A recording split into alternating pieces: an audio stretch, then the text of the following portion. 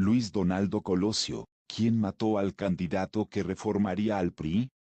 Hace 25 años los mexicanos conocieron el nombre de Mario Aburto. Las autoridades dijeron que él fue quien asesinó a Luis Donaldo Colosio Riojas, candidato a la presidencia por el Partido Revolucionario Institucional PRI, en las elecciones de 1994. Además de que sería el próximo presidente de México, sucesor de Carlos Salinas de Gortari, era muy querido por la gente. El caso Colosio consternó a todo un país. Pero fue asesinado.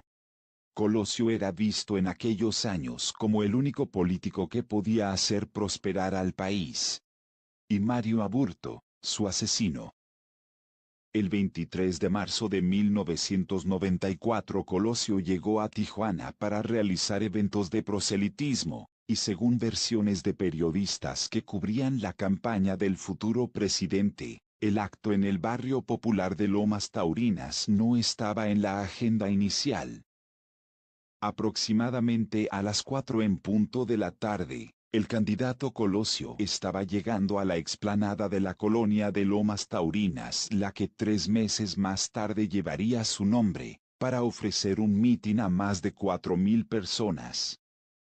Sin demasiada seguridad, el candidato sonreía, saludaba y se abría paso entre la gente que se amontonaba para entregarle una carta, saludarlo, abrazarlo o simplemente verlo.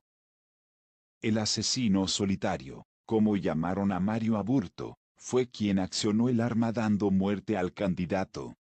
1 hora 12 minutos más tarde recibía 2 disparos, uno de ellos en la cabeza que lo mataría. o eso fue lo que las autoridades dijeron a los mexicanos.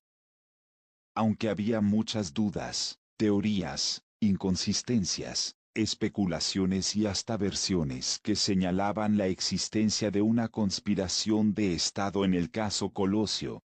El gobierno mexicano, que era de extracción priista como hasta ese entonces lo había sido durante el último medio siglo, concluyó que Aburto fue el autor material e intelectual del magnicidio.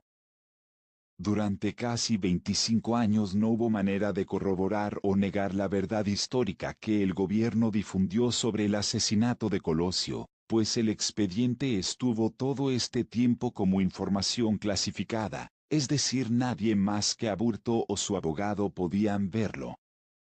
Sin embargo, Laura Sánchez Ley, periodista y autora del libro Aburto, Testimonios desde Almoloya, El infierno de hielo, hace ya 7 años se preguntó, ¿es verdad todo lo que nos dijeron sobre el caso Colosio?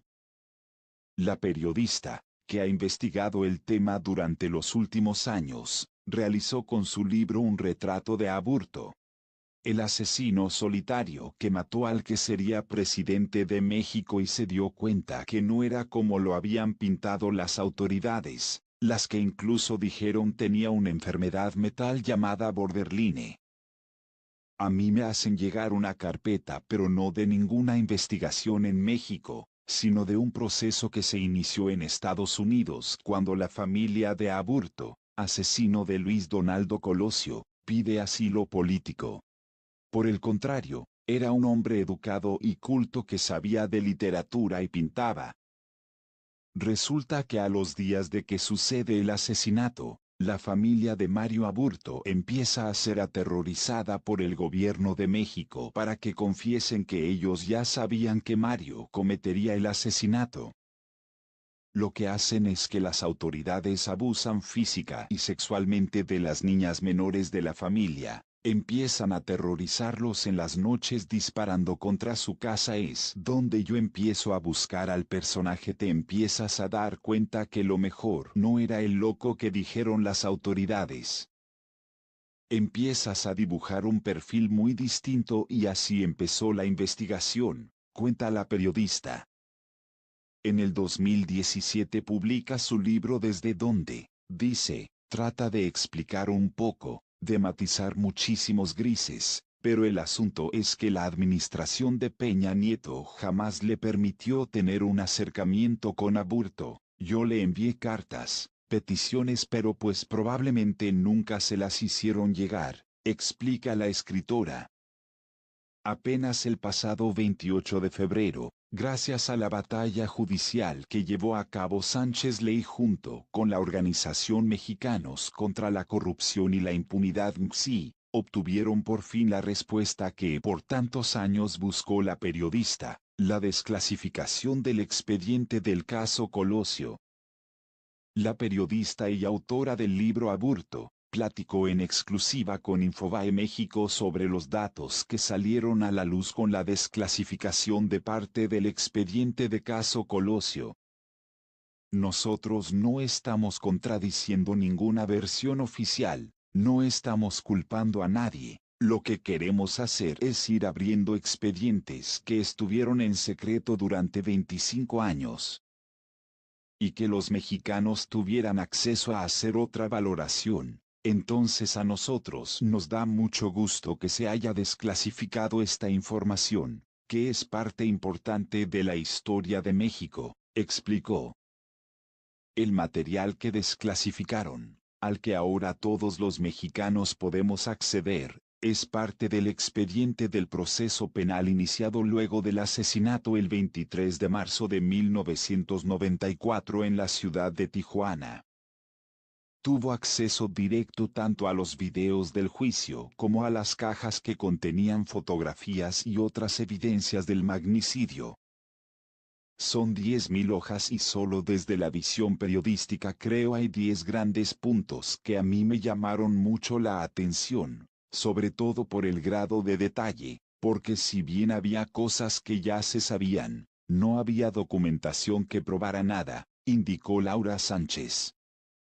Aburto asegura que la reconstrucción del asesinato realizado por la PGR estuvo mal hecha porque él no efectuó el segundo disparo. Uno es una carta escrita por el propio Mario Aburto al juez Alejandro Sosa, quien llevaba el proceso penal, en donde le dice que cuando estuvo detenido fue sacado de las oficinas de la PGR en la ciudad de Tijuana, se lo llevaron envuelto en un colchón a un lugar donde escucha las olas del mar, y ahí se acercó un agente y le dijo que tenía al teléfono al presidente Carlos Salinas de Gortari, quien podía, digamos, apoyarlo siempre y cuando dijera que pertenecía a un partido político.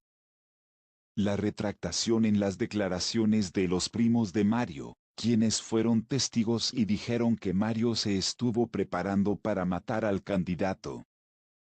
Cuando los primos se echan para atrás en los careos, dicen que los mismos policías judiciales les dijeron que si no declaraban que su primo les había enseñado el arma un mes antes, los iban a meter en un hoyo.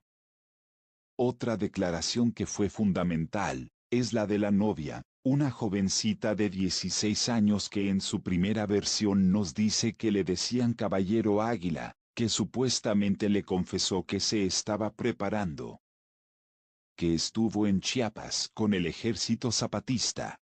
Y ahora, cuando abres el expediente, en el careo que tuvo con ella, te das cuenta que él le dice, di la verdad, sé que te están haciendo elegir entre tu familia o yo. Lo que nosotros podemos encontrar analizando el expediente es que hubo muchísimas contradicciones que lo mejor nos hacen replantearnos, ¿cuál fue la verdad de la historia? Y ella se suelta llorando y se contradice, expone la autora. Lo que sí te puedo comentar es que hubo contradicciones en las declaraciones, hubo contradicciones en las grandes verdades que se filtraron en su momento y que ahora podemos ver gracias al expediente, indicó Sánchez Ley. Por eso es que lo abrimos a toda la población, para que cada quien haga su aporte. Jorge Mayoral narra como alguien dijo mátalo a Colosio. Por ejemplo, la primera versión que tuvimos de cómo sucedieron las cosas fue gracias a un parte informativo de la entonces Policía Judicial Federal, donde nos narra con lujo de detalles cómo ocurrieron las cosas, pero cuando tú abres los expedientes, abres el careo, te das cuenta que a pregunta expresa del abogado Mario Aburto, descubres que 7 de los 9 policías que declararon, ni siquiera estuvieron en el lugar de los hechos. Entonces te hace replantear pelos qué tan cierta es la verdad que nos dijeron, dice la periodista. Antes no había documentación para probar nada, por ejemplo siempre se manejó una historia de un segundo tirador, pero la gente se cuestionaba, ¿cómo una persona con un balazo en la cabeza dio un giro y el asesino le dio otro balazo?